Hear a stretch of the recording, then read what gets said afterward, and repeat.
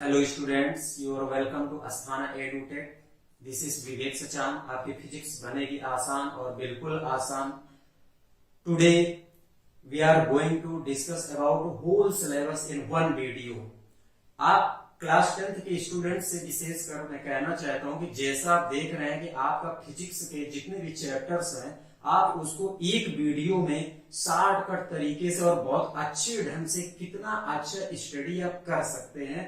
तो आज हम आपके सामने लेकर के आए हैं एक नया वीडियो जिसमें हम आपको एक ही वीडियो में सारे के सारे चैप्टर्स एक्सप्लेन करेंगे बहुत ही आसान तरीके से। तो आप बने रहिए हमारे साथ हमारे चैनल अस्थाना एडुटेक में। तो आपका स्वागत है। तो चलिए हम आपको ले चलते हैं सबसे पहले चैप्टर करंट इलेक्ट्रिसिटी, जिसका नाम है बहुत ही एग्जाम पॉइंट ऑफ व्यू से इंपॉर्टेंट चैप्टर है। तो आइए हम आपको इलेक्ट्रिसिटी से स्टार्ट करते हैं और वन बाय वन चैप्टर लेकर के हम आपको पूरा फाइनल एक ही वीडियो में सारी चीजें रिप्रेजेंट कर देते हैं। तो आइए हमारे साथ बने रहिए हमारे चैनल पर। हम आपको लेकर के चलते हैं पहले इलेक्ट्रिसिटी।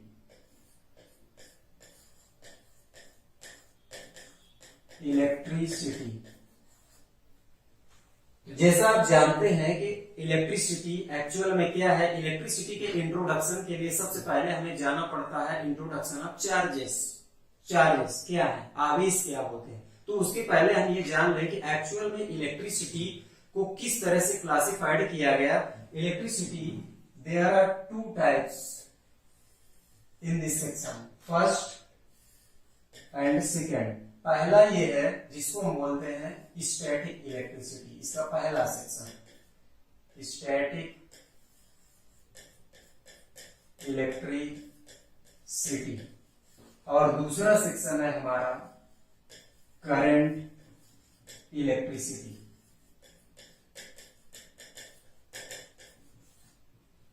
अब इसमें हम क्या स्टडी करते हैं आपको वो बता देना चाहते हैं कि एक्चुअल में जैसे कि अभी हमने आपसे कहा कि इलेक्ट्रिसिटी में जाने के लिए हमको सबसे पहले इंट्रोडक्शन ऑफ चार्जेस पर जाना होता है, माने कि आवेश क्या होते हैं, चार्जेस क्या है, ठीक है ना।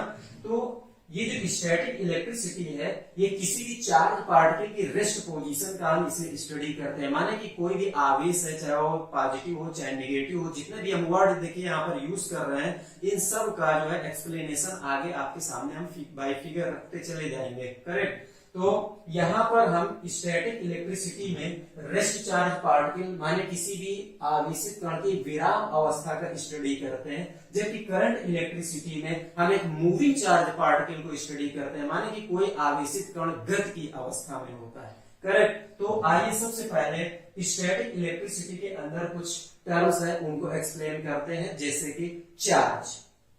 पहला पॉइंट आता है आपका चार्ज।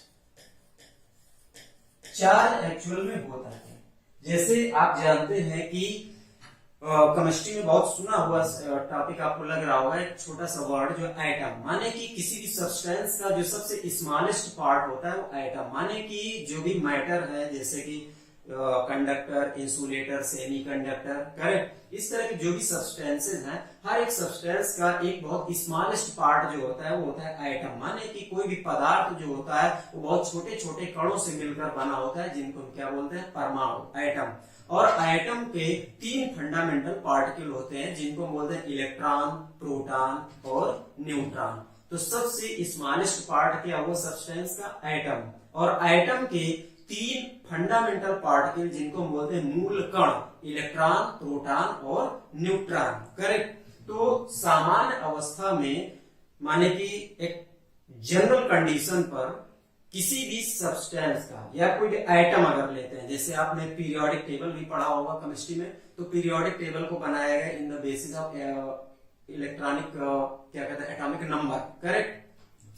परमाणु क्रमांक, परमाणु क्रमांक, एटॉमिक नंबर जिसको बोलते हैं। तो एक समान अवस्था में किसी भी एटम पर जितने इलेक्ट्रॉन होते हैं उतने ही प्रोटॉन भी होते हैं। इसका मतलब हम ये कह सकते हैं कि number of electron is equal to the number of proton in general condition, so atom is electrically neutral, माने कि किसी भी एटम पर कोई चार्ज नहीं होता। क्योंकि जैसे फॉर एग्जांपल हम आपके सामने रिप्रेजेंट करते हैं कि कोई हमने इस तरह से सपोज दैट हम ले लेते हैं जो है एक कोई भी एटम जिसमें हमने कुछ ऑर्बिट रिप्रेजेंट किए। करेक्ट, समझिएगा बहुत आसान है।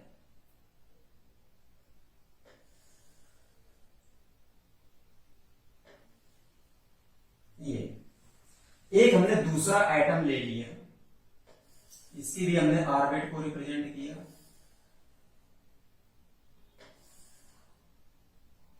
और इसके न्यूक्लियस को रिप्रेजेंट किया। अब यहां पर आप देखते जाइएगा,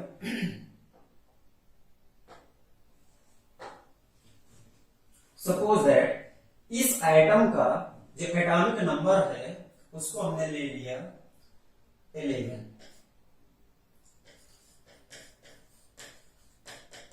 atomic number is equal to 11। अगर इसका इलेक्ट्रॉन कॉन्फ़िगरेशन करेंगे तो ये 281 ऐसे किया जाता है, ये आपने केमिस्ट्री में सीखा होगा। और इसका एटॉमिक नंबर इसको हम ले लेते हैं 17। इसका जो इलेक्ट्रॉनिक कॉन्फ़िगरेशन होगा 287। देखिए दोनों ही अनस्टेबल है। एक आइटम होता है जो स्टेबल होता है, एक होता है अनस्टेबल। अभी स्टेबिलिटी अनस्टेबिलिटी हम कैसे देखते हैं कि जैसे जो आपने इलेक्ट्रॉनिक कॉन्फ़िगरेशन किया है इसमें आप नंबर ऑफ ऑर्बिट्स देखेंगे। देखिए सेल कितने हैं, 1 2 3, 3 सेल है। पहले में कितना है, 2 इलेक्ट्रॉन, दूसरे में कितना है, 8 इलेक्ट्रॉन, तीसरे में कितना है, 1 इलेक्ट्रॉन। यहाँ पर फर्स्ट में 2 इलेक्ट्रॉन, दूसरे में 8 इलेक्ट्रॉन और थर्ड में कितना है, 7 इलेक्ट्रॉन। तो स्टेबल कंडीशन के लिए सबसे आउटर मोस्ट सेल में, माने कि जो सबसे बाहरी कक्षा होती है उसमें या तो 2 इलेक्ट्रॉन हो या तो 8 इलेक्ट्रॉन हो। अब यहाँ आप देख रहे हैं कि आउटर मोस्ट सेल जो है सबसे बाहरी कक्षा, यहाँ पर 1 इलेक्ट्रॉन है जबकि यहाँ पर 7 इलेक्ट्रॉन है, माने कि ना तो 2 है ना ही 8 है। करेक्ट, तो इसका मतलब कि दोनों ही एटम कैसे हैं, अनस्टेबल हैं। अब ये अनस्टेबिलिटी के लिए क्या होता है कि 1 इलेक्ट्रॉन डोनर होगा, 1 इलेक्ट्रॉन एक्सेप्टर होगा। अब यहाँ पर देखिए अगर हम फिजिक्स की लैंग्वेज में जाते हैं तो आवेश को कैसे डिफाइन करते हैं कि number of electron transport from one surface to another surface, माने कि इलेक्ट्रॉनों के स्थानांतरण की संख्या को ही आवेश कहते हैं। करेक्ट, अब वो स्थानांतरण कैसे होता है, तो एक बाय फ्रिक्शन, जैसे 2 सरफेस हमने लिए हैं, 2 सरफेस। अब 2 मेटेलिक सरफेस को अगर इस तरह से रब किया जाता है तो by rubbing some of the heat energy produced, माने कि उनके बीच में कुछ हीट एनर्जी प्रोड्यूस होती है जिसकी वजह से उनके अंदर जो कोवैलेंट बॉन्ड होते हैं वो ब्रेक हो जाते हैं। कोवैलेंट बॉन्ड यानी सहसंयोजी बंध जिसको बोलते हैं, वो इलेक्ट्रॉनों की शेयरिंग से, इलेक्ट्रॉनों की साझेदारी से ही बनते हैं। और जब हीट एनर्जी एक्सेस प्रोवाइड करते हैं तो उससे क्या होता है, वो कोवैलेंट बॉन्ड ब्रेक हो जाता है जिससे इलेक्ट्रॉन फ्री हो जाते हैं। मीन्स हम ये कह सकते हैं कि किसी भी एटम में जो सबसे बाहरी कक्षा मीन्स आउटर मोस्ट सेल के जो इलेक्ट्रॉन होते हैं उनको हम फ्री इलेक्ट्रॉन बोलते हैं, क्योंकि यही जो इलेक्ट्रॉन होते हैं ये स्थानांतरित यानी ट्रांसफर होते हैं। करेक्ट, तो यहाँ पर देखिए दोनों में ही अनस्टेबिलिटी है। अब इस अनस्टेबिलिटी के लिए हम क्या करते हैं, जैसे हमने इलेक्ट्रॉन, यहाँ पर आपका ये प्रोटॉन है, ये न्यूट्रॉन, यहाँ भी न्यूक्लियस में प्रोटॉन और न्यूट्रॉन प्रेजेंट है। करेक्ट, पहले जो सेल है उसमें 2 इलेक्ट्रॉन है, तो यहां पर हमने 2 इलेक्ट्रॉन दिखा दिए, 1 2। दूसरे सेल में 8 है तो 1 2 3 4 5 6 7 8। इस तरह से हमने 8 इलेक्ट्रॉन रिप्रेजेंट किए।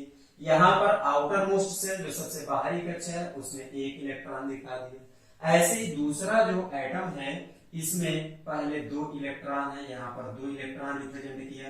दूसरे में 8 है, 1 2 3 4 5 6 7 8 इलेक्ट्रॉन रिप्रेजेंट कर दिया। आउटर मोस्ट ऑर्बिट में सबसे बाहरी कक्षा में जो है 7 है, 1 2 3 4 5 6 7, ऐसे 7 इलेक्ट्रॉन हमने दिखा दिए। अब यहां पर बात आती है कि स्टेबल कंडीशन कैसे आई। तो देखिए यहां से 1 इलेक्ट्रॉन यहां पर अगर ट्रांसफर होता है, ये एक इलेक्ट्रॉन जो है ये ट्रांसफर हुआ इस एटम में, करेक्ट। तो इसकी बाहरी कक्षा ये वाली, ये तो एलिमिनेट हो गई क्योंकि एक इलेक्ट्रॉन यहां से जंप कर गया इसमें। तो अब इसका जो न्यू इलेक्ट्रॉनिक कॉन्फ़िगरेशन बनेगा वो क्या बन जाएगा, 2 8, 2 और 8। जबकि यहां पर जब ये एक इलेक्ट्रॉन गेन कर लेता है तो इसका नया इलेक्ट्रॉनिक कॉन्फ़िगरेशन जो होगा 2 8 8 बनेगा जाता है, करेक्ट। तो देखिए दोनों में स्टेबल कंडीशन आ गई। बट अब यहाँ पर बात ये आती है कि एक इलेक्ट्रॉन डोनर है, एक इलेक्ट्रॉन एक्सेप्टर है। कितने इलेक्ट्रॉन ट्रांसफर हुए यानी स्थानांतरित हुए, तो यहां से एक इलेक्ट्रॉन यहां पर ट्रांसफर हुआ। तो देखिए आवेश को माने कि चार्ज को हमेशा इलेक्ट्रॉन के टर्म में ही एक्सप्लेन किया जाएगा, मींस एफिशिएंसी और डिफिशियंसी ऑफ इलेक्ट्रॉन, करेक्ट। तो यहां से एक इलेक्ट्रॉन ट्रांसफर हो गया यहाँ पर। तो यहां पर जब इलेक्ट्रॉन कम हुआ तो इसमें कैसा चार्ज आएगा, पॉजिटिव, और इस पे कैसा चार्ज आ गया, नेगेटिव, क्योंकि यहाँ पर इलेक्ट्रॉन की एफिशिएंसी हो गई, मींस इलेक्ट्रॉन बढ़ रहे हैं जबकि यहाँ पर इलेक्ट्रॉन घट रहे हैं, करेक्ट। तो अब यहाँ पर देखिए, अब आप इसको मैथमेटिकली चार्ज को अगर एक्सप्लेन करना हो तो आप बहुत ही इजी तरीके से आप एक्सप्लेन कर सकते हैं मैथमेटिकली। किसी भी सरफेस पर जो चार्ज होगा Q is equal to L into E, correct. यहां पर ये Q जो है इसको बोलेंगे total charge on the body, correct, and N number of electrons transferred, and E, this is called charge on one electron, और इसकी वैल्यू जो होती है this equal to -1.6 into 10⁻⁻19 coulomb.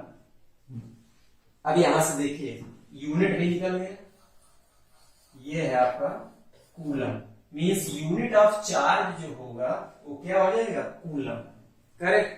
तो मैथमेटिकली आपने चार्ज को एक्सप्लेन कर दिया। देखिए फिगर से बहुत ही एग्जैक्टली क्लियर है, कहीं कोई रटने वाली चीजें नहीं है जिसमें आपको बहुत टाइम देना हो, रटना पड़े, करेक्ट। आप फिगर के हेल्प से बहुत ही आसानी से हर चीज एक्सप्लेन कर सकते हैं। तो यहां से आपने देखा कि नेचर ऑफ चार्ज को भी एक्सप्लेन कर सकते हैं, means there are 2 types of charges, positive and negative. अब यहां पर बात आती है कि जब चार्ज एक आपका पॉजिटिव है और दूसरा आपका चार्ज नेगेटिव है, तो सिमिलर चार्जेस, आप उसकी प्रॉपर्टी भी लिख सकते हैं, similar charges repel each other and opposite charges attract each other. Means अगर पॉजिटिव और पॉजिटिव चार्ज है तो ये एक दूसरे को रिपेल करते हैं, या नेगेटिव है तो ये एक दूसरे को रिपेल करेंगे। बट अगर पॉजिटिव नेगेटिव है तो इनमें force of attraction means attractive force work करता है, करेक्ट। तो ये बहुत सिंपल डेफिनेशन है चार्ज की, आपने एक फिगर के हेल्प से एक्सप्लेन कर दिया और उसके नेचर को भी एक्सप्लेन कर दिया। तो आइए आपको ले चलते हैं नेक्स्ट टॉपिक। अब यहां से हम एक्सप्लेन कर रहे हैं आपके सामने इलेक्ट्रिक करंट। इलेक्ट्रिक करंट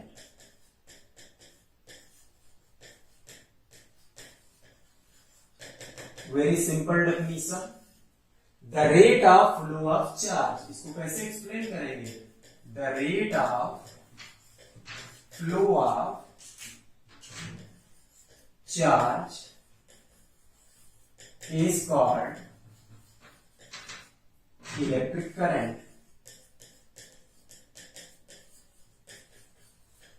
अब यहां पे देखिए वर्ड लग गया रेट, माने कि यूनिट टाइम पर किसी भी कंडक्टिंग मटेरियल में कितने इलेक्ट्रॉन फ्लो कर रहे हैं, मींस कितना चार्ज फ्लो कर रहा है, तो उसको हम क्या बोलते हैं, rate of flow of charge is called electric current. Mathematically electric current is defined as I is equal to Q upon T. As you know that charge on any surface Q is equal to L into E. Therefore, electric current in terms of number of electron is written as I is equal to N into E by T. अब class 10th में बहुत basic introduction देखिए। अब हम आपको लेकर के चलते हैं इसके आगे नेक्स्ट। अब इसका यूनिट लिखना है। देखिए आप यूनिट पर भी ध्यान दीजिएगा। यहां पर अगर यूनिट आप रिप्रेजेंट करना चाहते हैं, unit of electric current is ampere और coulomb per second. Correct. Unit यहां से आप निकाल लीजिए। Q बाई टी लिखा ना, rate of flow of charge. तो Q by T means it is measured in coulomb and time is measured in second. So unit of electric current is coulomb per second और ampere. Correct. अब आते हैं हम next topic, electric potential.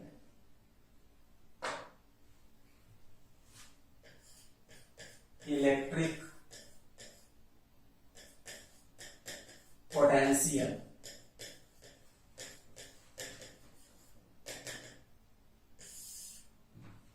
What is electric potential and potential difference?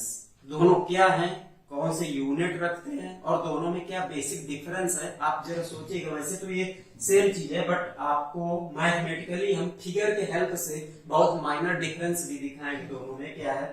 Electric potential ये define करता है when a unit charge bringing from infinity to a point inside the electric field। अब यहाँ पर बात आती है कि इलेक्ट्रिक फील्ड क्या होती है। तो बहुत बेसिक इंट्रोडक्शन आपको हम दे देना चाहते हैं। एक्चुअल में क्या होता है कि जो भी आपने चार्ज का स्टडी किया, तो यहाँ पर क्या होता है कि पॉजिटिव चार्जेस से कुछ इमेजिनरी लाइंस ऑफ फोर्सेस जो है इमर्ज होती हैं और वो नेगेटिव चार्ज की तरफ मूव करती हैं। करेक्ट। और यही इमेजिनरी लाइंस जो होती हैं ये किसी भी प्लेस पर इलेक्ट्रिक फील्ड को रिप्रेजेंट करती है। तो अब यहाँ पर बात आती है कि हमने कोई एक पॉइंट चार्ज ले लिया प्लस Q। अब ये इलेक्ट्रिक लाइंस ऑफ फोर्सेस यहां से बाहर की तरफ मूव करेंगी सभी पॉसिबल डायरेक्शन में। तो ये अपने अराउंड एक फील्ड बनाता है and this field is called electric field. Simple तौर पे हम ऐसे डिफाइन कर सकते हैं कि इलेक्ट्रिक फील्ड माने कि field around a positive point charge where another positive test charge experiences a force. Correct.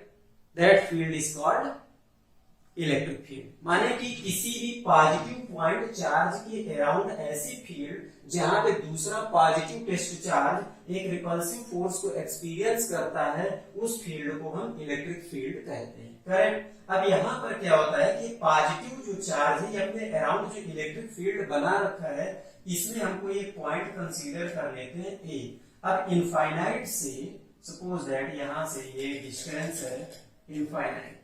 अब इस इनफाइनाइट डिस्टेंस से हम यूनिट पॉजिटिव टेस्ट चार्ज इसको हम कहां ले आते हैं, inside the electric field. Then ratio of work done against repulsive force to the test charge is called electric potential.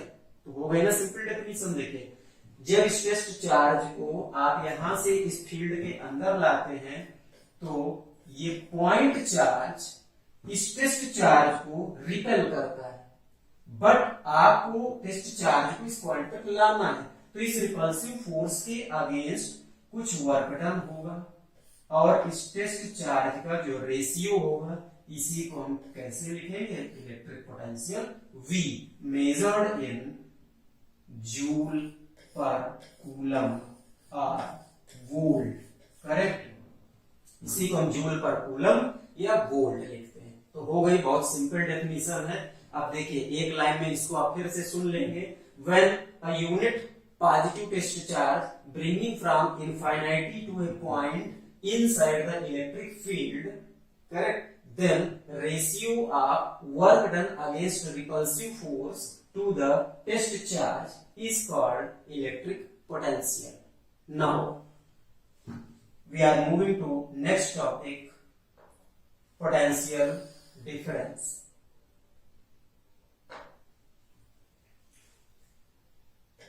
Potential difference.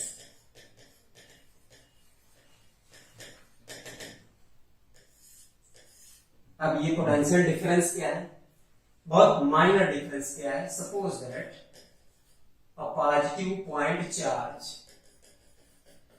produces an electric field around it and 2 points considered inside the electric field and a positive test charge placed at point B, and this test charge moving from point B to A, then ratio of work done against repulsive force to the test charge is called potential difference. अब देखिए बहुत minor difference clear हो गया ना आपको? Potential को explain कर रहे थे, वहां पर आप टेस्ट चार्ज को इनफाइनिटी से किसी एक पर्टिकुलर पॉइंट तक इलेक्ट्रिक फील्ड के अंदर आप ला रहे थे, जबकि यहाँ पर टेस्ट चार्ज इलेक्ट्रिक फील्ड के अंदर ही किसी पॉइंट पर रखा गया है और उसको एक पॉइंट से दूसरे पॉइंट तक डिस्प्लेस कर दिया गया। तो जितना रिपल्सिव फोर्स के अगेंस्ट वर्क डन और इस टेस्ट चार्ज का जो रेशियो होगा उसी को हम बोलते हैं potential difference, VA minus VB is equal to W upon Q not measured in joule per coulomb और वोल्ट। इसी को हम जूल पर कूलम में लिखते हैं या वोल्ट लिखते हैं, करेक्ट? तो ये बहुत बेसिक इंट्रोडक्शन था about to charge, about to electric current, and about to electric potential and potential difference. Now we moving to next topic, Ohm's law.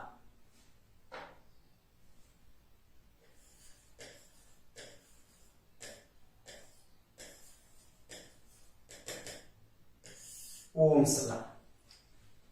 अब ये क्या है? देखिए, Ohm's law states that if the physical conditions such as temperature, pressure of a conducting material do not change, then the potential difference across the ends of conductor is directly proportional to the current flowing through the conductor. माने कि अगर हम कोई एक conducting material consider कर ले, suppose that ये conducting wire है, इस वायर में आई करंट पास कर रही है, करेक्ट? और यहां पर जो पोटेंशियल डिफरेंस है वो हो गया आपका V। तो if the physical condition such as temperature, pressure, माने कि ये वायर जो है अगर इसके टेम्परेचर और प्रेशर माने कि इस तरह की इसकी फिजिकल क्वांटिटीज को अगर कांस्टेंट कर देते हैं तो इसके एंड्स के अक्रॉस जितना पोटेंशियल डिफरेंस है this is directly proportional to the flow of current, माने कि करंट फ्लो के डायरेक्टली प्रोपोर्शनल होगा। प्रोपोर्शनल हटाएंगे तो यहां पर एक कांस्टेंट लिखते हैं R into I, means R is equal to V upon I। अब देखिए इस लॉ के अकॉर्डिंग अगर हम इसका ग्राफ ड्रा करें, ये यहां पर हमने पोटेंशियल लिया, ये इलेक्ट्रिक करंट, तो जिस रेशियो, क्योंकि डायरेक्टली प्रोपोर्शनल, तो जिस रेशियो में आपका क्या कहते हैं ये इलेक्ट्रिक पोटेंशियल बढ़ेगा उसी रेशियो में आपकी करंट भी चलेगी, करेक्ट? इस तरह से ये आपका ग्राफ आ रहा है, बट एक्चुअल में होता क्या है कि this is not universal truth, इसकी कुछ अपनी लिमिटेशंस है, क्योंकि जितने भी इलेक्ट्रिकल अप्लायंसेस होते हैं या इलेक्ट्रिकल मशीन्स होती हैं वो कोई भी जो है इस ग्राफ को माने कि इस लॉ को फॉलो नहीं करते हैं, बट अगर हमें उसमें रेजिस्टेंस हमें फाइंड करना होगा तो हम ओम्स लॉ से ही फाइंड करेंगे, मींस V अपॉन आई से ही फाइंड करेंगे। और V अपॉन आई का ये जो रेशियो है R is a constant, R is a constant called resistance. अब यहां पर देखिए एक नया वर्ड आ गया, रेजिस्टेंस. रेजिस्टेंस क्या होता है, तो अब यहां पर एक्सप्लेन कर सकते हैं. Resistance may be defined as the property of conducting material by virtue of which it opposes the flow of current. माने कि रेजिस्टेंस जो होता है, प्रतिरोध जिसको बोलते हैं, वो किसी भी चालक पदार्थ का वो गुण होता है जिसके कारण वह उसमें प्रवाहित धारा का विरोध करता है. बहुत सिंपल डेफिनेशन है, देखिए. माने कि resistance may be defined as the property of, यहां पर हम एक्सप्लेन कर दे रहे हैं, ये resistance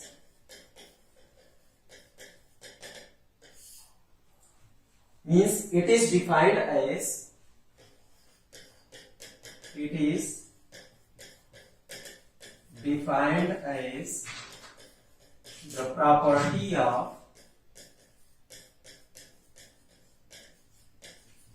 conducting material, property of conducting material by virtue of which it opposes the flow of current through it.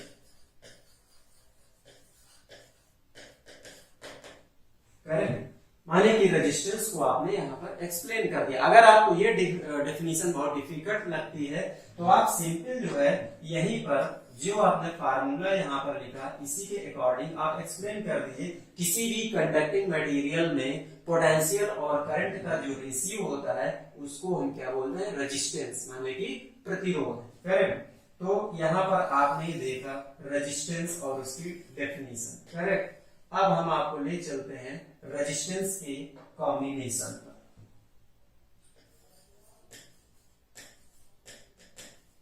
Combination of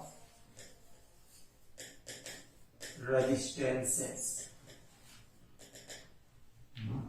resistance को किसी भी सर्किट में किस तरह से कंबाइंड किया जाता है, तो कॉम्बिनेशन एक्चुअल में दो होते हैं. पहला होता है सीरीज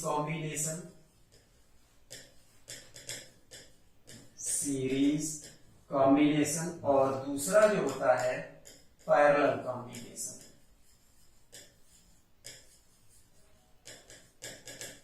पैरेलल कॉम्बिनेशन. अब हम बात करते हैं सबसे पहले सीरीज कॉम्बिनेशन की. करेक्ट. तो यहां पर आते हैं सबसे पहले हम series combination. First series combination. अब रेजिस्टेंसेस को सीरीज कॉम्बिनेशन में अगर कनेक्ट किया जाए तो सीरीज कॉम्बिनेशन का मतलब ये होता है कि जैसे सपोज दैट हमने कोई एक स्ट्रिंग ले लिया, रस्सी, और उसको कई पार्ट में ब्रेक कर दिया. करेक्ट. उसके n नंबर ऑफ पीसेस बना दिए और सभी पीस को 1 बाय 1 इस तरह से जोड़ते चले जा रहे हैं गांठ लगा करके. तो इसका मतलब वो क्या है आपका सीरीज कॉम्बिनेशन. माने कि अगर फिजिक्स की लैंग्वेज में जाए तो हम सिंपल तरीके से ये कह सकते हैं कि किसी भी इलेक्ट्रिकल सर्किट में अगर कोई भी नोड पॉइंट नहीं आता, नोड पॉइंट का मतलब ये होता है कि कहीं कोई ऐसा पॉइंट नहीं आए जहां पर कोई एक मेन करंट डिफरेंट पाथ में डिवाइड होती है या कई करंट्स एक पर्टिकुलर पॉइंट पर मीट करती है. तो अगर नोड पॉइंट नहीं है, नोड नहीं है सर्किट में, तो इसका मतलब कॉम्बिनेशन कैसा है, सीरीज. माने कि नोड एक ऐसा पॉइंट होता है जहां पर डिफरेंट करंट आकर के मीट करती हैं या एक कोई पर्टिकुलर करंट जो होती है वो कई पार्ट में डिवाइड हो जाती है. ठीक है ना. तो उस पॉइंट को हम नोड बोलते हैं. तो यहां पर देखिए सपोज दैट अगर हम यहां पर ये ले लें एक सर्किट, इस तरह से हमने कनेक्ट किया. ये रेजिस्टेंस का सर्किट सिंबल होता है और यहां पर हमने ले लिया एक सेल. इस सेल का ये पॉजिटिव टर्मिनल है, ये नेगेटिव टर्मिनल, ये V वोल्ट का सेल, ये रेजिस्टेंस है R1, ये रेजिस्टेंस है R2 और ये रेजिस्टेंस है R3। अगर सर्किट में कहीं करंट का किसी पॉइंट पर डिवीजन नहीं हो रहा है, इसका मतलब कॉम्बिनेशन सीरीज है। सपोज दैट अगर हम ये कंसीडर करें कि इस सेल से करंट जो है वो I ड्रा हो रही है, तो ये रेजिस्टेंस R1 में जा रही है, आप देख रहे हैं, यहां से ये रेजिस्टेंस R2 पे जा रही है, इधर से मूव करते हुए रेजिस्टेंस R3 पर आ रही है, यहां से मूव करते हुए नेगेटिव टर्मिनल पर आ गई। इसका मतलब कि इस पूरे सर्किट में कहीं भी कोई नोड पॉइंट नहीं है, करेक्ट। जब नोड नहीं है इसका मतलब ये कॉम्बिनेशन कैसा है, सीरीज। और सीरीज कॉम्बिनेशन की दूसरी पहचान ये होती है कि जितने भी कंपोनेंट आपके उसमें लगे होंगे सब में सेम करंट पास करेगी, इसका मतलब वो कॉम्बिनेशन सीरीज है। और सीरीज कॉम्बिनेशन में पोटेंशियल जो होता है वो डिवाइड हो जाता है। जैसे इस रेजिस्टेंस में अगर हम पोटेंशियल V1 टेक कर लें, इस रेजिस्टेंस के क्रॉस पोटेंशियल V2 टेक कर लें, और इसके क्रॉस अगर हम पोटेंशियल V3 टेक कर लें, तो by using Ohm's law we find the different potential drops as V1, V2 and V3, and algebraic sum of R potential drops is equal to the source potential। माने कि जितने भी IR drop यहाँ potential drop निकालेंगे इस circuit में, उस सभी का जो योग होगा, माने कि अलजेब्राइक सम होगा, वो सोर्स पोटेंशियल के इक्वल होता है, करेक्ट। तो देखिए पहले हम यूज करते हैं Ohm's law. by using Ohm's law, यहां पर अगर पोटेंशियल निकालें तो V1 is equal to I into R1, यहां पर पोटेंशियल आएगा। इसमें अगर पोटेंशियल निकालें तो V2 is equal to I into R2 हो जाएगा। यहां पर पोटेंशियल निकालें तो V3 is equal to I into R3 होगा, करेक्ट। अब यहां पर अगर हम नेट पोटेंशियल की बात करें तो नेट पोटेंशियल देखिए निकालेंगे, net potential V this equal to V1 plus V2 plus V3। यहां सभी की वैल्यू पुट कर देते हैं। V1 means I R1 plus I R2 plus I R3। I यहां पर आपको कॉमन दिख रहा है, ये हो जाएगा R1 plus R2 plus R3। I को इधर डिनोमिनेटर में ले आइए तो V upon I this equal to R1 plus R2 plus R3, correct. As you know that by Ohm's law V upon I this equal to R। अभी आपने देखा, therefore R is equal to R1 plus R2 plus R3, correct. तो ये आपका देखिए दिख गया series combination. आइए अब आपको हम लेकर के चलते हैं दूसरा जो आपने देखा पैरेलल कॉम्बिनेशन। तो पैरेलल कॉम्बिनेशन क्या है, यहां पर आते हैं सेकंड पॉइंट, पैरेलल कॉम्बिनेशन। कुछ हमने सर्किट इस तरह से लिया जहां पर करंट का किसी भी पॉइंट पर, इलेक्ट्रिकल सर्किट के किसी भी पॉइंट पर एक मेन करंट जो पास करती है, सेल से जो करंट ड्रा होती है वो किसी पॉइंट पर डिवाइड होती है, डिफरेंट पाथ पर डिवाइड हो जाती है। इसका मतलब वो कॉम्बिनेशन कैसा होगा, पैरेलल। पैरेलल कॉम्बिनेशन में पोटेंशियल सभी अप्लायंसेस पर सेम अप्लाई होता है, जबकि करंट का डिवीजन हो जाता है। हमारे हाउस होल्ड वायरिंग पर जो है जो कॉम्बिनेशन लगाया जाता है वो पैरेलल कॉम्बिनेशन होता है। मतलब आपकी घरों में जो भी वायरिंग होती है वो सब पैरेलल कॉम्बिनेशन में होती है, करेक्ट। तो यहाँ पर हम एक सर्किट ले रहे हैं, कुछ इस तरीके का है। सपोज दैट ये 3 resistances are connected in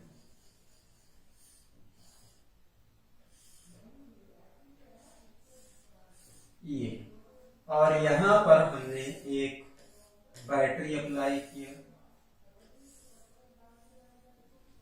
plus minus, ये V वोल्ट की बैटरी है, करेक्ट। अब यहाँ पर आप देख रहे हैं ये रेजिस्टेंस R1 है, ये रेजिस्टेंस R2 है और ये रेजिस्टेंस R3 है। सपोज दैट अगर ये कंसीडर कर लें इस सेल से I करंट ड्रा हो रही है, तो ये जो I करंट आपकी ड्रा हो रही है, जब ये करंट इस नोड पर आती है तो ये 3 पाथ में डिवाइड होती है। यहाँ पर I1 ले लेते हैं, इधर I2 टेक किया, इधर I3 टेक किया।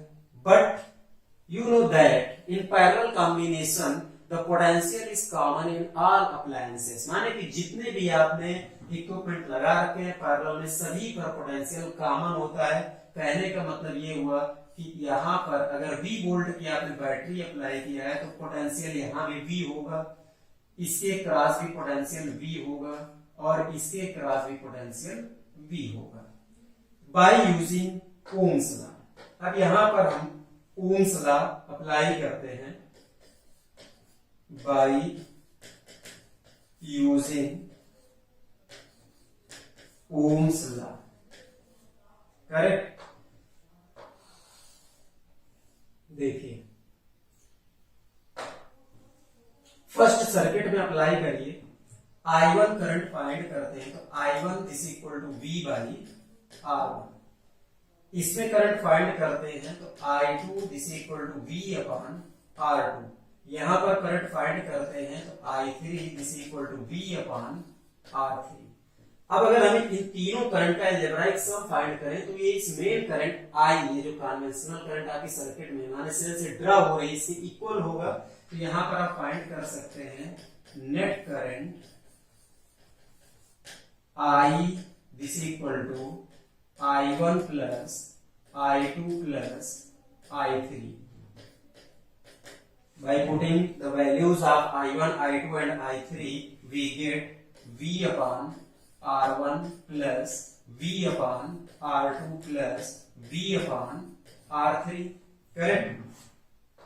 आगे चलिए, यहां पर आप देख रहे हैं कॉमन दिख रहा है कोई term, I is equal to V common दिख रहा है, 1 by R1 plus 1 by R2 plus 1 by R3। V को इधर ट्रांसफर कर दीजिए तो ये डिनोमिनेटर में आ गया, यहाँ पर division I upon V this equal to 1 by R1 plus 1 by R2 plus 1 by R3। By Ohm's law, you know that R is equal to V upon I. Therefore, 1 by R is equal to I upon V. यहाँ आपको दिख रहा है ये I upon V means ये जो term है आपका, इसको आप क्या लिख सकते हैं, I upon V is equal to 1 by R means 1 by R is equal to, therefore 1 by R1 plus 1 by R2 plus 1 by R3। ये है आपका पैरेलल कॉम्बिनेशन, वेरी सिंपल। तो आप देख रहे हैं कि कितनी आसान तरीके से हम आपके सामने फिजिक्स को बहुत ही इजी तरीके से रख रहे हैं, जिसमें कहीं कोई रटने वाली चीज नहीं है। तो आप बने रहिए हमारे साथ लगातार हमारे चैनल अस्थाना एडुटेक। तो आइए हम आपको लेकर के चलते हैं फिर से एक नए टॉपिक पर। इसके पहले हम आपको एक बहुत बेसिक क्वेश्चन डिस्कस कर देते हैं इस सीरीज पैरेलल कॉम्बिनेशन पर। सपोज दैट अगर कोई ऐसा क्वेश्चन है,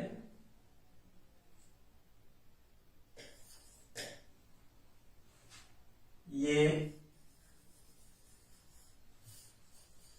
कुछ इस तरह से सर्किट आपके सामने रिप्रेजेंट किया गया, करेक्ट, और ये पॉइंट है A B C। Suppose that this resistance is equal to 4 ohm, this is 3 ohm and this is 1 ohm। अब इस क्वेश्चन में बोल रहा है कि find the equivalent resistance, find the equivalent resistance between A and B, correct। First A and B और second हो गया ए एंड सी, और थर्ड ये हो गया बी एंड सी। अब देखिए क्वेश्चन सॉल्व करने का कितना आसान तरीका हम आपको बता रहे हैं, बहुत ही इजी तरीके से आप किसी भी क्वेश्चन को बहुत इजीली सॉल्व कर सकते हैं। यहाँ पर आप सर्किट देख रहे हैं, ये ट्रायंगुलर सर्किट है, करेक्ट। अब आपको जो इक्विवेलेंट रेजिस्टेंस फाइंड करना है ए एंड बी पॉइंट के बिटवीन, तो पहले आप सी को इग्नोर कर दीजिए। इनिशियल पॉइंट हमारा ए है, फाइनल पॉइंट हमारा बी है। तो देखिए फर्स्ट जो है हम सॉल्व करने जा रहे हैं R A B, for R A B माने कि resistance between A and B. ये इनिशियल पॉइंट है, ये फाइनल पॉइंट। हमें ए से चलना है और बी तक पहुंचना है, और जितने पॉसिबल पाथ आपको मिल रहे हैं उनको आप फॉलो करिए। तो देखिएगा यहाँ पर ध्यान दीजिएगा, एक तो हम ए से सी तक जाकर के बी तक पहुंच सकते हैं, माने कि एक पाथ हमको इधर से दिख रहा है 4 ओम टू 1 ओम टू बी, माने 4 ओम और 1 ओम से होते हुए बी तक पहुंचेंगे। दूसरा रास्ता हमको ये दिख रहा है directly from 3 ohm to B, correct. 3 ohm से होते हुए बी पर पहुंच गए। अगर इस सर्किट को हम थोड़ा दूसरे रेक्टेंगुलर शेप में अगर ले आए तो आपके सामने और इजी हो जाएगा। कहने का मतलब ये हुआ, देखिएगा हम इसी सर्किट को कैसे ले रहे हैं। सपोज दैट ये हमारा पॉइंट ए है, ए से आप बी तक जा रहे हैं, तो एक पाथ आपको कुछ इस तरह से दिख रहा है, और दूसरा पाथ जो है वो आपको कुछ इस तरह से दिख रहा है। ये पॉइंट ए, ये पॉइंट बी, ठीक है ना।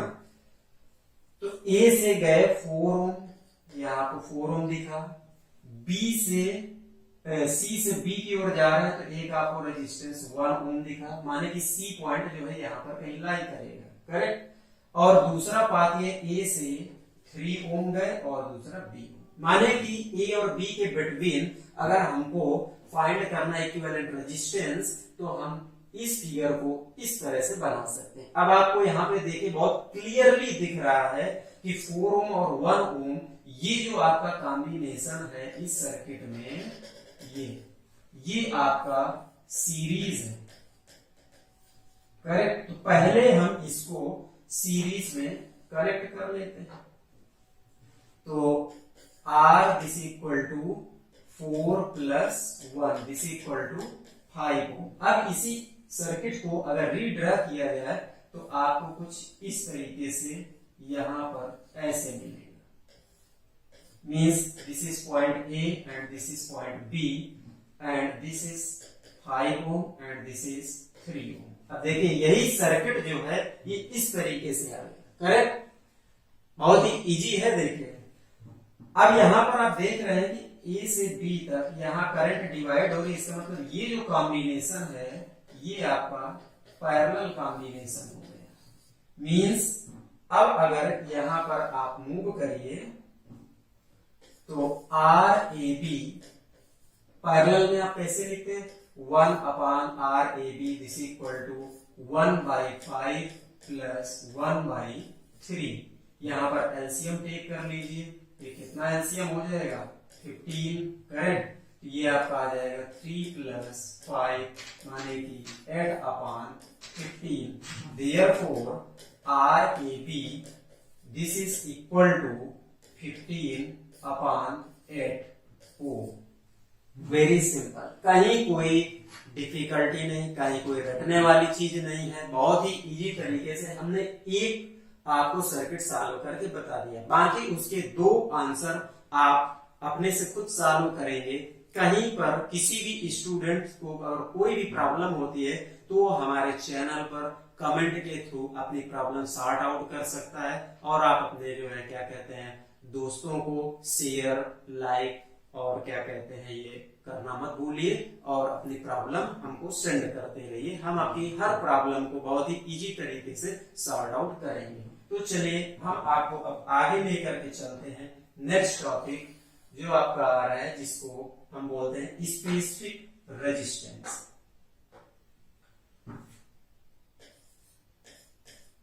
स्पेसिफिक रेजिस्टेंस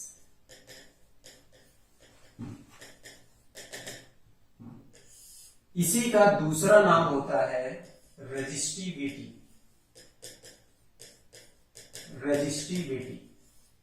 अब देखिए डेफिनेशन आप अपने वर्ड में ही बनाएंगे, बहुत इजी डेफिनेशन है। अब वो कैसे डिफाइन करेंगे इसको हम आगे आपको बताते हैं। पहले हम आपको ये बताते चले कि किसी भी कंडक्टिंग मटेरियल का जो रेजिस्टेंस होता है वो उसकी लेंथ के डायरेक्टली प्रोपोर्शनल होता है। मींस हम ये कह सकते हैं first point, resistance is directly proportional, resistance is directly proportional to length of conductor. Correct? Means length of conductor R is directly proportional to L. Second point हम आपके सामने ये डिफाइन कर रहे हैं, resistance is inversely proportional to area of conductor। Area of conductor के inversely proportional होता है। मींस हम ये कह सकते हैं R inversely proportional to A। Correct? अब यहां पर देखिए ये जो आपने लिया इक्वेशन फर्स्ट और ये equation second, by combining equation first and second, दोनों को अगर कंबाइन करें तो हमको मिलता है R proportional to L by A। अब यहां पर देखिए अगर प्रोपोर्शनल हम हटाते हैं तो यहाँ एक कांस्टेंट लिखते हैं rho into L by A। Correct? अब यहां से अगर इसकी वैल्यू हम फाइंड करें तो rho is equal to RA by L। Means unit of resistance is ohm, therefore unit of this physical quantity. अब हम आपको बताने जा रहे हैं कि फिजिकल क्वांटिटी क्या है। इसका यूनिट जो होगा ohm metre, means simply written as ohm metre. Correct? यही जो आपको दिख रही physical quantity rho, this is called specific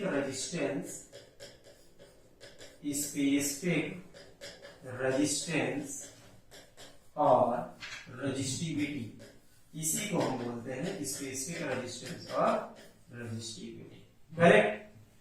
It is defined as the resistance measured per unit length and in unit area of a conducting wire।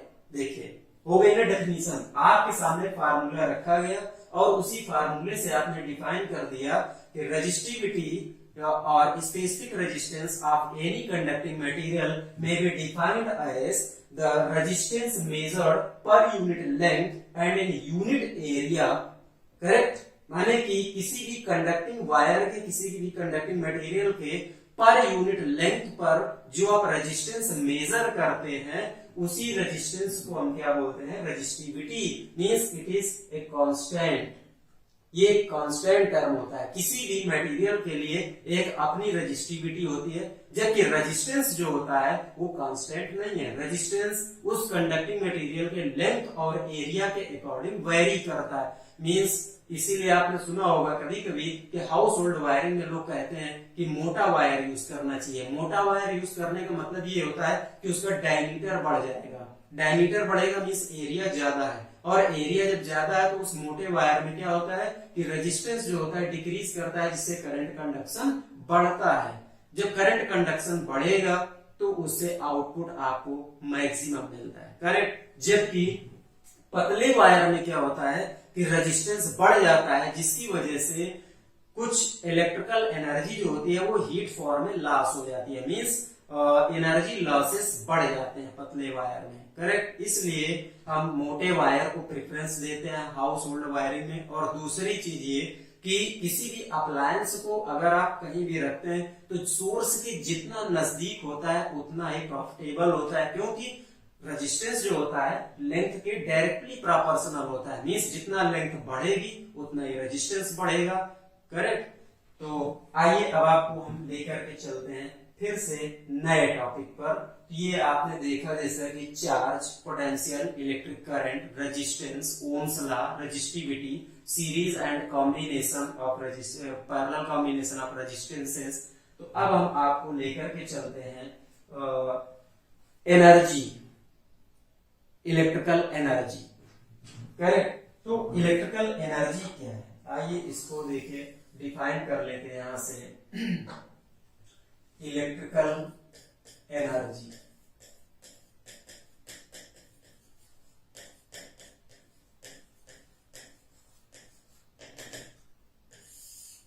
अब देखिए इसकी भी definition बहुत ही आसान तरीके से आप निकाल सकते हैं। Work done on moving A charge particle from one point to another point. Correct हो गई डेफिनेशन। देखिए work done by the moving charge in a conducting material from one point to another point is called electrical energy। माने कि कोई भी charge particle है वो किसी कंडक्टिंग मटेरियल में एक पॉइंट से दूसरे पॉइंट तक मूव करने में उसके थ्रू जितना वर्क डन होता है वही क्या होता है, इलेक्ट्रिकल एनर्जी। अब देखिए इसको कैसे आप एक्सप्लेन कर सकते हैं। सपोज दैट ये एक कंडक्टिंग वायर है। Conducting wire means of length L. यह लेंथ का कंडक्टिंग वायर टेक कर लिया जिसमें से इलेक्ट्रिक करंट आई पास करती है। करेक्ट। अब ये इलेक्ट्रिक करंट आई पास करने का मतलब ये है कि इलेक्ट्रिक करंट को आपने डिफाइन किया rate of flow of charge and charge is the number of electron transport. माने कि यहाँ पर चार्ज पार्टिकल मूव कर रहे हैं, मींस इलेक्ट्रॉन मूव कर रहे हैं from one end to another end. एक एंड से दूसरे एंड तक इलेक्ट्रॉन मूव कर रहे हैं। तो इनके मोशन में जितना वर्क डन होगा, ठीक है ना, माने कि इनको मूव करने में जितना वर्क डन होगा from one point to another point, यही कह सकते हो from one end to another end. Correct. तो इसको आप लिखेंगे by definition of electric potential, ये होता है आपका V is equal to W upon Q, means W is equal to V into Q। Correct. But Q is equal to I into T by definition of electric current. यहां पर अगर ये value put कर दें तो W is equal to V into I into T। Correct हो गई definition. देखिए therefore electrical energy W is equal to VIT। ये आपके सामने एक फार्मूला है। अब यहां पर देखिए बाय ओम्स लॉ, अगर यहां वैल्यू सब्स्टिट्यूट करना चाहते हैं बाय ओम्स लॉ पुट कर दें यहां पर V is equal to I into R, therefore W is equal to I square R T। Correct. एक आपके सामने देखिए ये फार्मूला आ गया। इन केस अगर यहां पर कोई आप दूसरी वैल्यू पुट करना चाहते हैं, put I is equal to V by R by Ohm's law, अगर ये वैल्यू पुट करना चाहते हैं तो उस कंडीशन पर आपको work done means electrical energy V square T upon R ये वैल्यू मिलती है।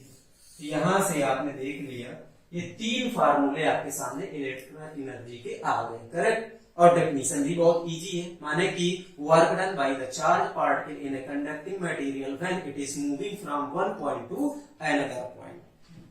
अब आपको सामने हम निकाल रहे हैं यहाँ पर इलेक्ट्रिकल पावर। देखिए उसको कैसे डिफाइन करेंगे। Electrical power,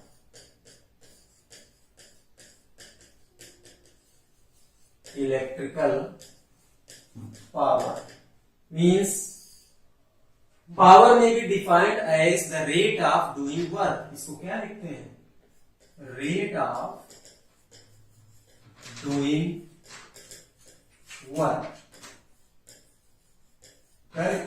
rate of doing work इसको आप कैसे रिप्रेजेंट करेंगे, P is equal to work done upon time. Very simple. अब यहां पर वर्क डन जो है इसमें पुट कर दीजिए वैल्यू, ये तो आपको मालूम ही है, W is equal to VIT, therefore P is equal to VI into T upon T। यहाँ पर आप T से T को कैंसिल कर सकते हैं, तो आपको मिल जाएगा P is equal to V into I। ये फार्मूला यहां से आपको दिख रहा है। अब यहाँ पर बाई ओम्स लॉ अगर वैल्यू पुट करना चाहते हैं, बाई ओम्स लॉ पुट कर दीजिए V is equal to I into R, correct. Therefore power P is equal to I square R, एक फार्मूला आपका ये हो जाएगा। और अगर आप पुट करना चाहते हैं I is equal to V by R, therefore power P is equal to V square upon R। ये आपको its unit is watt, means power is measured in watt and electrical energy is measured in joule, correct. तो आपकी electrical energy का unit क्या हो गया, joule, जबकि power का यूनिट क्या हो गया, वाट। बहुत सिंपल सी डेफिनेशन, करेक्ट। तो अब आइए आपके सामने हम एक्सप्लेन करते हैं किलोवाट आवर माने कि 1 यूनिट क्या होता है। इसके बाद हम आपको ले चलते हैं heating effect of electric current, ठीक है।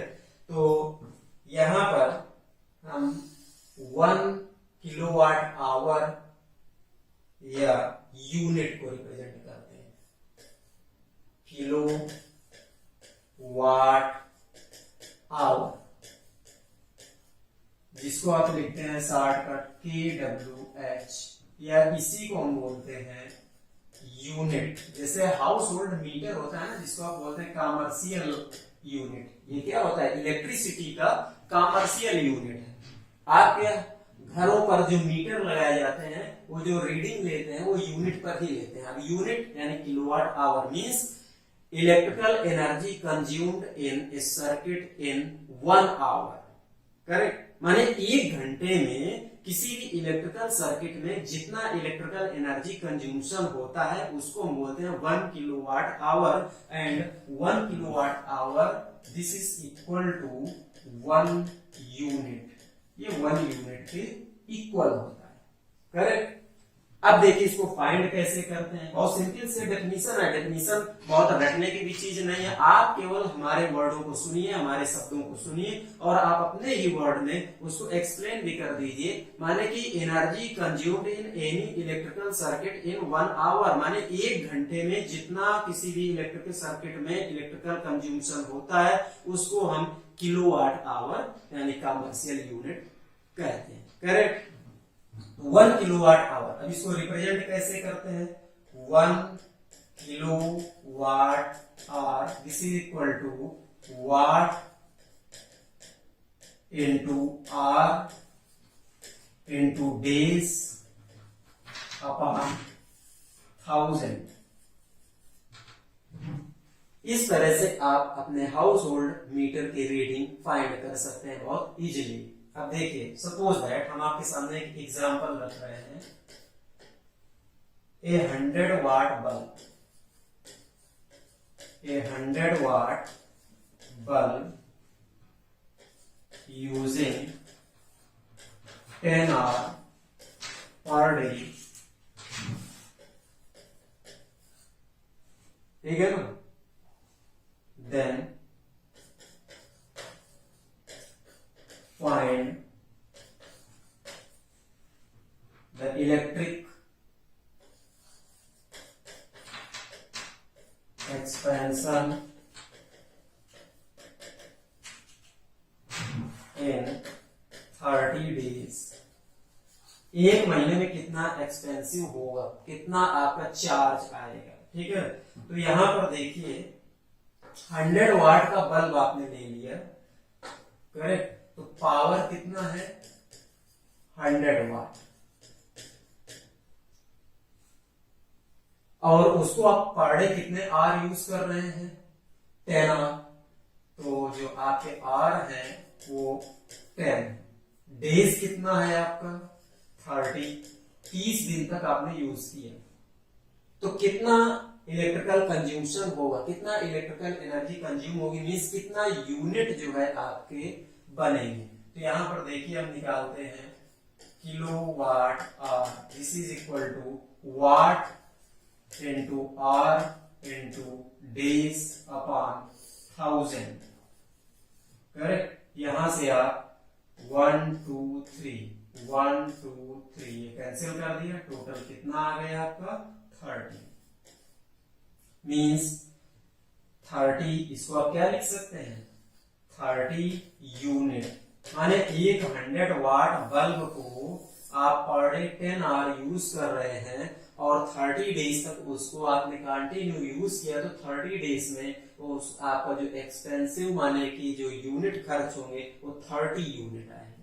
अब यहीं से आप अपना इलेक्ट्रिक बिल यानी चार्ज फाइंड कर सकते हैं। सपोज दैट अगर 10 रुपीज पर यूनिट के हिसाब से अगर बिल आता है तो 30 यूनिट का 300 रुपीज यानी 1 मंथ में 300 रुपीज उसका इलेक्ट्रिक चार्ज होगा। करेक्ट, तो इस तरह से आपने ये इलेक्ट्रिसिटी, तो आप कंटिन्यू हमारे साथ बने रहेंगे और हम आपको इसी तरह से दिखा रहे हैं कि एक ही वीडियो में आप सारे सिलेबस को कितने इजी तरीके से आप पढ़ सकते हैं, बहुत ही आसानी से अपने एग्जाम को देखते हुए। तो बने रहिए हमारे साथ, हमारे चैनल अस्थाना एडुटेक के साथ।